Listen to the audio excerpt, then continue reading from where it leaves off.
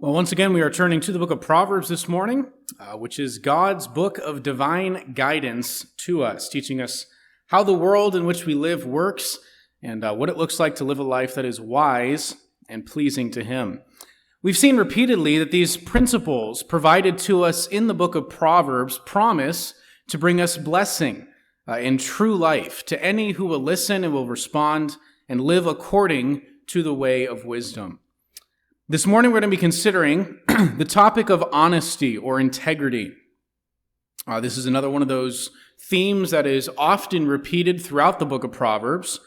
And part of what it means to be wise and to live in the fear of the Lord is to live with integrity, to live a life characterized by honesty. And so we're going to look at the subject kind of from several different angles as the book of Proverbs demonstrates the importance of this trait. First, Proverbs instructs us to be honest in our speech. Proverbs 12, verse 19 says, "Truthful lips endure forever, but a lying tongue is but for a moment." Often, Proverbs pronounces a curse on lying lips or a deceitful tongue. We'll see that more as we work our way through these verses. But our speech, of course, is one of the primary ways in which we are dishonest. And when we think of dishonest speech, we're not always talking about just overt lies, although certainly that would be included. There's other, more subtle ways in which we speak in a dishonest way. For example, things like exaggeration, slanting the truth in our favor, not telling the full story, maybe omitting certain details to benefit ourselves. Other things like flattery or slander. Proverbs directs us to be honest in our speech, meaning we speak the truth, the whole truth, and nothing but the truth. Proverbs 10, verse 18 says, "The one who conceals hatred has lying lips, and whoever utters slander is a fool." We've looked at this proverb before, but here we have slander and flattery presented as foolish and dishonest speech. And in a way, they're sort of opposites of one another. Flattery is saying something positive to someone that you don't really mean. And slander is going around bashing someone negatively behind their back in a way that's dishonest. But both are lies. Both are ways of being dishonest. Flattery is concealing hatred, this verse says. In your heart and behind their back, you have negative feelings towards someone. But to their face, you conceal those feelings and pretend to be their friend. Slander is when we speak negatively of someone to others, and we distort or exaggerate the facts, making them appear worse than they really are. And so honesty in our speech means simply and straightforwardly presenting true facts. Proverbs 12, verse 17 says, "Whoever speaks the truth gives honest evidence, but a false witness utters deceit." Here we see contrasted the honest person and the habitual liar. The one who is known for being honest, it says here, can be counted on even in court proceedings. He's known as someone who will speak the truth and give nothing but the honest facts, the evidence. And this is how we are to be with our speech. We should have a reputation for simply and clearly speaking the truth, whether it's convenient for us or not. All the time, our words should be able to be counted on. This emphasis of trustworthy and honest speech is reiterated in the Gospels by Jesus himself. There were disputes among the Jews about what you were allowed to swear by and what you shouldn't. The idea being that the more valuable or sacred the thing that you were swearing by, the more you were assumed to be telling the truth. Because surely you wouldn't lie and say, I swear by the temple or something. People go, oh, wow, he must really mean what he's saying. But then some said it was inappropriate to swear by such holy things. Others said, well, it's fine as long as you actually follow through on whatever it is that you're swearing. And so if you swear by something holy, you better actually do what you said you would do. But here's what Jesus had to say about all of this. Matthew 5, verse 34, "I say to you, do not take an oath at all, either by heaven, for it is the throne of God, or by the earth, for it is his footstool, or by Jerusalem, for it is the city of the great king. And do not take an oath by your head, for you cannot make one hair white or black. Let what you say be simply yes or no. Anything more than this comes from evil. In other words, Jesus is saying, become the kind of person where your words carry weight. Have such a reputation for honesty that you don't need to swear at all. You don't need to appeal to something else to make your claims stronger, because people know that when you say yes, you're speaking the truth. When you say no, there's no more questions to be asked. You shouldn't have to swear by anything to confirm or add validity to your words. So be honest in your speech. Next, not only does Proverbs urge us to be honest in our speech, but also in our actions. Proverbs 10 verse 9 says, "Whoever walks in integrity walks securely, but he who makes his ways crooked will be found out." The Hebrew word translated integrity here means completeness or fullness, innocence or simplicity. The idea being that you're the same person all the time. There's a consistency to your life. And so walking in integrity means everywhere I go, everyone who meets me in every area of my life, I am the same person. There's no facade. I don't act one way around a certain group and then another way outside of that group. This is the opposite then of walking in integrity, would be living a duplicitous life. And as the rest of this verse goes on to say, the one who lives that sort of double life, the one who is crooked in his way, will be found out. This proverb then is an observation on the difference between those who live openly and honestly and those who live deceptively. The difference is that the honest person lives guilt-free. He's able to walk through life securely. There's a certain peace that comes from living in integrity. Whereas the person living the double life has to constantly be in fear of being found out, that his secret will come out, that his duplicity will be known. And so Proverbs urges us to have integrity in the way that we live, in our actions. And here's just a couple of ways in which that gets worked out. Proverbs 11 verse 1, Proverbs urges us to be honest in our business dealings.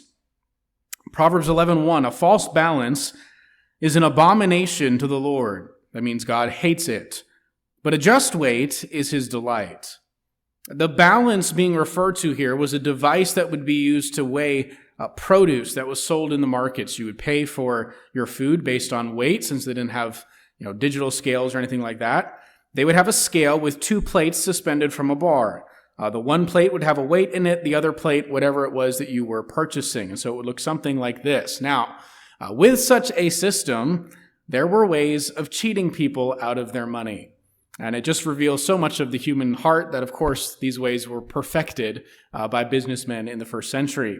You could falsely label your weights. You could say that it was a certain weight when really it was a different weight and the buyer wouldn't know. You could shave off some of the weight so that it would actually be lighter than it is stated to be. You could manipulate the scale so that one side would move more freely than the other. And any sort of manipulation like this would wind up affecting what the buyer ended up paying. It was a dishonest business practice, a way of cheating someone out of a few extra pennies with each sale.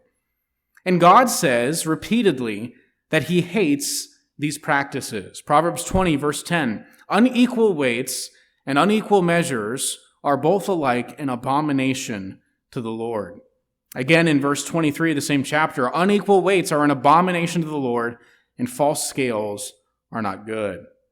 Now, we don't often purchase things by weight these days, although sometimes you might still. You might go into a store and be charged by the weight of your produce. By the way, eating grapes in a store before they're weighed and purchased is technically stealing. I know it's a very common practice, but it is dishonest. You are taking something for free. You might not think of that as a big deal, but it is a big deal to God. There are plenty of ways in which we are dishonest with our business dealings, even outside of this specific issue. Not reporting all of our income on your tax return, that is a means of being dishonest.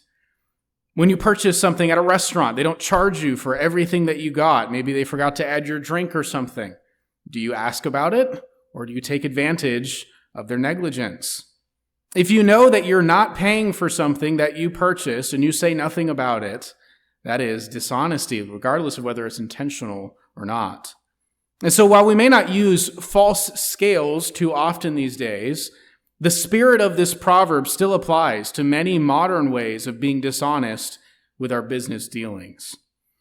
So whether we're talking about our speech or our actions, all of us lie at times. It's one of those sins that's just pervasive throughout humanity. There are some sins that I struggle with that you may not, and there's some sins that you struggle with that I may not. But dishonesty is one that we all fall into at times. And I think one way to attack this sin is to understand why we do it. What is the motivation?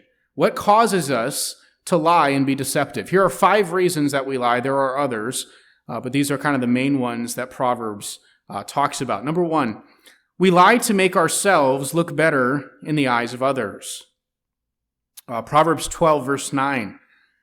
Better to be lowly and have a servant than to play the great man and lack bread.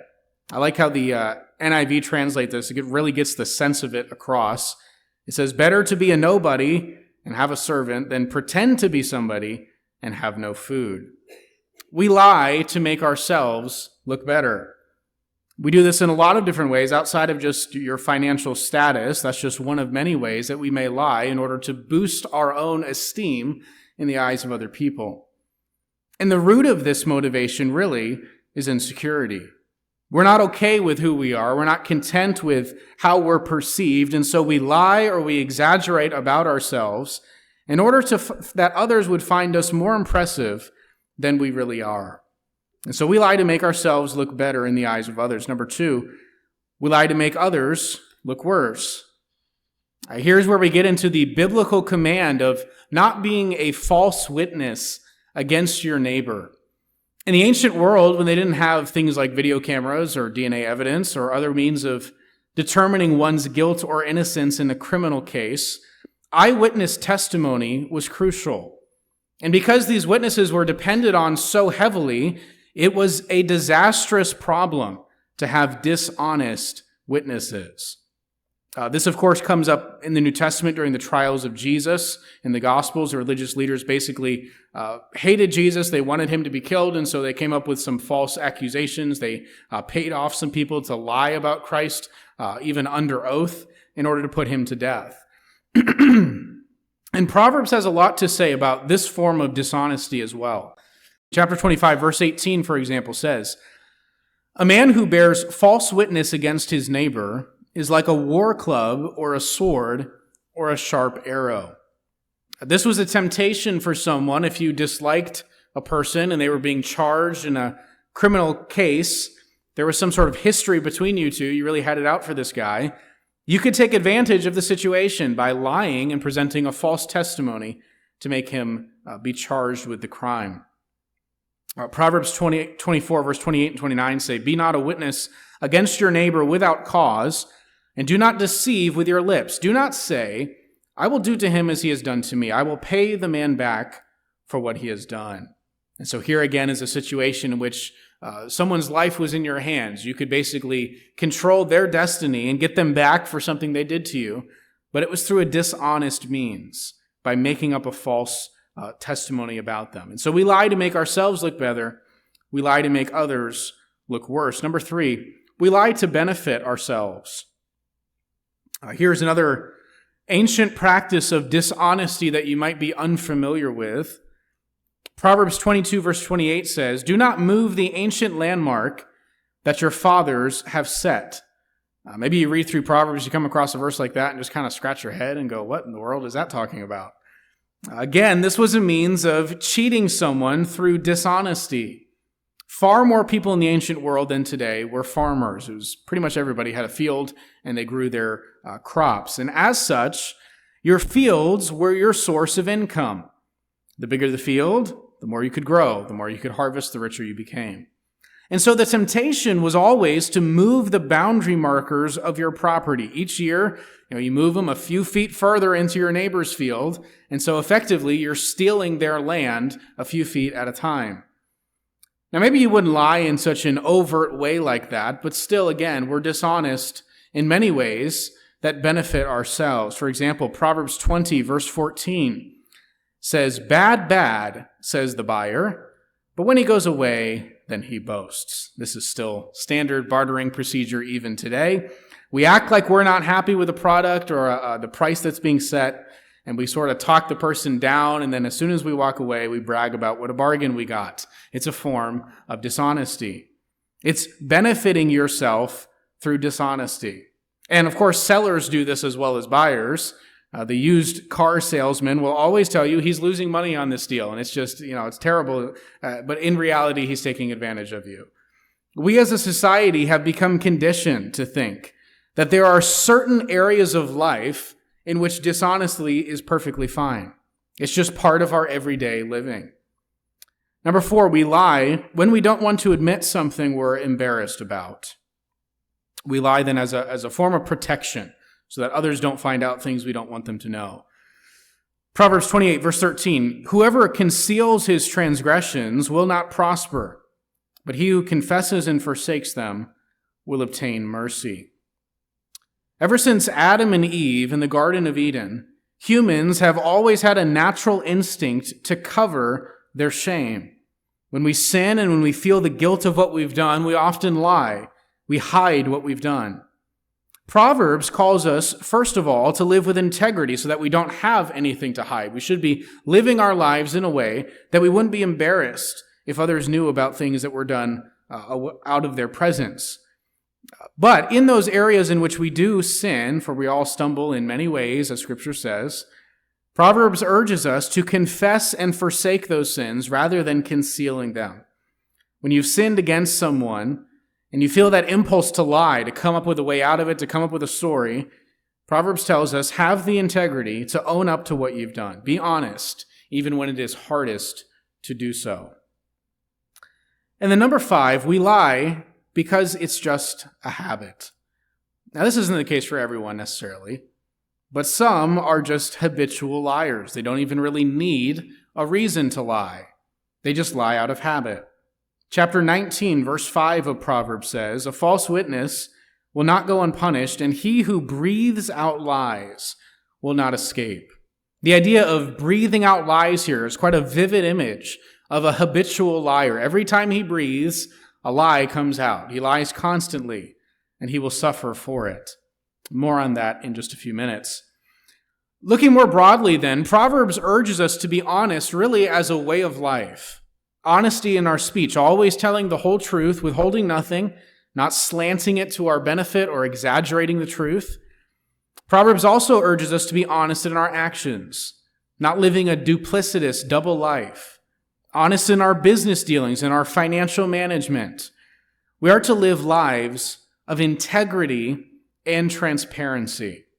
Proverbs 11, verse 3, the integrity of the upright guides them, but the crookedness of the treacherous destroys them.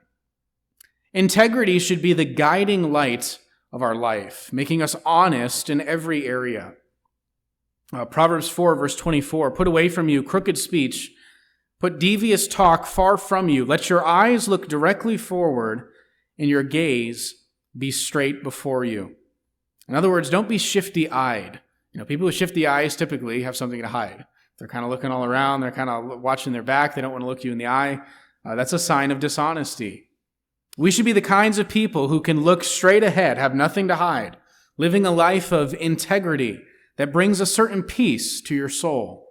You aren't constantly feeling the guilt or the fear that comes from lying.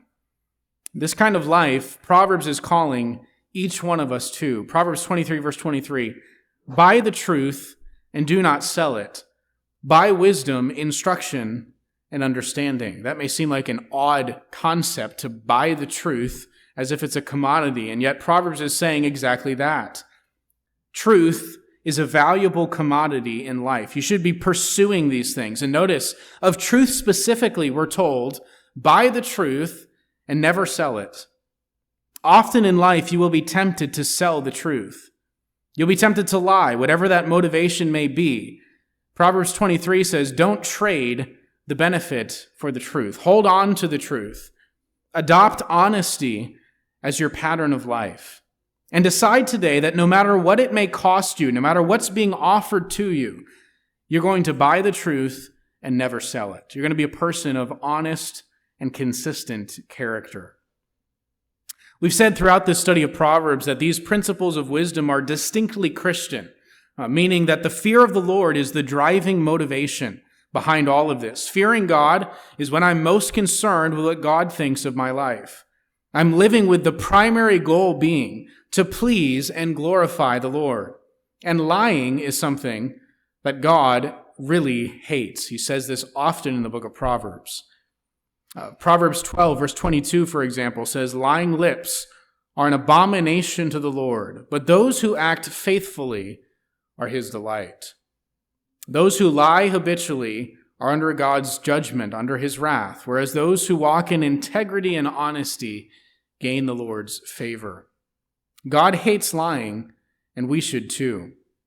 Proverbs 13, verse 5, "The righteous hates falsehood, but the wicked brings shame and disgrace."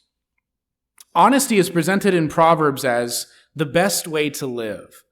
This is a repeated idea throughout the book, that those who live in integrity have eternal, long-lasting benefits as a result. For example, notice chapter 19, verse 1 says, "Better is a poor person who walks in integrity than one who is crooked in speech and is a fool." The implicit statement here in this verse is that you may benefit yourself in some ways through lying. You may actually end up further ahead in certain areas of life by being dishonest, but integrity is more valuable than wealth. It's better to have integrity as a way of life because it's the kind of life that invites the favor of God, and it's a life of lasting, eternal benefit. And so it's better to be poor and walk in honesty, walk in integrity, than it is to be rich and to be living a duplicitous life. Proverbs 20, verse 17, "Bread gained by deceit is sweet to a man, but afterward his mouth will be full of gravel." Again, lying may in temporary ways benefit you, but it will cost you more in the long run. Chapter 21, verse 6 says something similar. "The getting of treasures by a lying tongue is a fleeting vapor and a snare of death." And notice as we've looked at these proverbs on the subject of honesty, how frequently the book emphasizes integrity with your finances. The idea is always that although you can maybe gain more money through being dishonest, it will cost you more than you gain. In the end, it will cost you everything: your character, the favor and blessing of God. And so Proverbs says it's better to maintain your integrity and be content with what you have in life. Proverbs 28, verse 6, "Better is a poor man who walks in integrity than a rich man who is crooked in his ways." We keep seeing these comparisons. Better is the honest person. There's a benefit here, a blessing that is given to those who walk in integrity. And so here are three benefits that Proverbs specifically points out. If you're wondering, okay, what are those things? What are the things that integrity will benefit me? Not just that it's right to do, that it's pleasing in the eyes of God, but that it's wise to do, that it will actually benefit my daily life and give me long-term rewards to live in integrity. Here are three benefits. Number one, honest people will come to be trusted. Proverbs 22, verse 11. "He who loves purity of heart and whose speech is gracious will have the king as his friend." Over the course of time, people will recognize you as an honest person, one of pure heart, one who lives in integrity, and thus one who can be trusted. And your influence will increase along with the trust that you're earning. Number two, and this is sort of related to that, honest people will have meaningful and deep relationships. This is Proverbs 28, verse 23, "Whoever rebukes a man will afterward find more favor than he who flatters with his tongue." Notice there the word afterward, meaning there's a span of time elapsing here. You might be perceived as more of a friend if you use flattery. If you tell people what they want to hear, they might like that in the moment. But in the long run, you will find more favor. You will have deeper and more meaningful relationships in your life if you are honest. Whether we're talking about friendships, family relationships, or marriage, honesty and transparency brings more depth to your relationships. Whereas putting up facades, flattering people, it may seem like a means of getting others to like you, but those will always be surface-level relationships built on dishonesty. Number 3, God's blessing is on the honest, and this really is the main benefit of living a life of integrity. Proverbs 28, verse 18, whoever walks in integrity will be delivered, but he who is crooked in his ways will suddenly fall. I think this is why so often Proverbs speaks of the honest person as having long-lasting benefits, because God is on their side. God's blessings permeate their life and lead to long-term success in the areas of life that truly matter the most. Proverbs 20, verse 7 says, the righteous who walks in his integrity, blessed are his children after him. So there's generational blessing here to those who live in integrity. God not only hates lying, but Proverbs teaches us that he actively works against dishonest people. Proverbs 23, verse 10. Again, this principle of dishonest action that was very common in the ancient world says, do not move an ancient landmark or enter the fields of the fatherless, for their Redeemer is strong. He will plead their cause against you. You might think you're gaining an advantage by your dishonesty, like the person who would move that landmark, that boundary marker, and expand their fields each year. But Proverbs says you're inviting the opposition of God against you. He will fight on behalf of the person that you are deceiving. Proverbs 19, verse 9, a false witness will not go unpunished, and he who breathes out lies will perish. Just as Proverbs shows us that God actively opposes the dishonest person, Proverbs also tells us that God works in behalf of those who live in integrity. Proverbs 2, verses 6 through 8, for the Lord gives wisdom. From his mouth comes knowledge and understanding. He stores up sound wisdom for the upright. He is a shield to those who walk in integrity, guarding the paths of justice and watching over the way of his saints. I don't know about you, but I would like that in my life. I would like for God to be my shield, to guard my path, to watch over my way.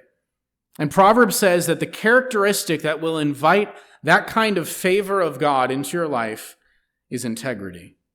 And so as we close in this morning, let me invite you to pray along with Agar from chapter 30 of Proverbs, where he prays this to the Lord. He says, remove far from me falsehood and lying. May that be the prayer of each one of us today, that deception and dishonesty would be removed far from our lives.